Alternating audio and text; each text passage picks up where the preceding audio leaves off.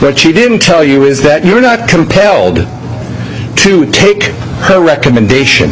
You are the judges. You're the case of first impression. You can decide that the parking spot inside the shop doesn't make any sense at all.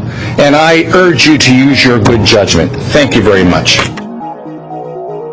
So justifying it by making a parking space in a building just goes against all common sense, because parking is for the public. If they need parking for cars, they need people to be able to come up and park. And who's going to park in a building that the garage door's closed in? That's not a parking space. That's maybe storage, but it's not a parking space. I added on to my base. I added 2 bays, so I had to comply with the new parking requirements.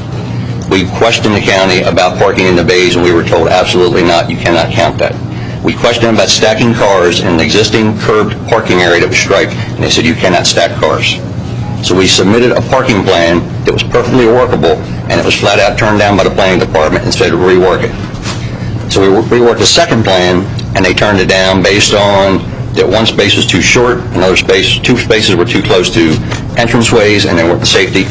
So we had to rework the third plan, and I finally bit the bullet, spent $50,000 on parking, and complied with Newcastle County. It's very, very dangerous, and there's going to be a very serious accident, and it looks ridiculous. I mean, it's just the parking. It's the parking, and nobody can function. It's very, very dangerous.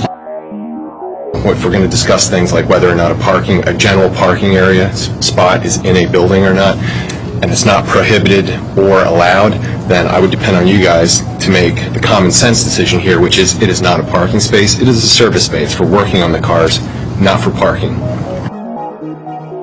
Why can't somebody get their act together and get this damn thing solved? That's the question.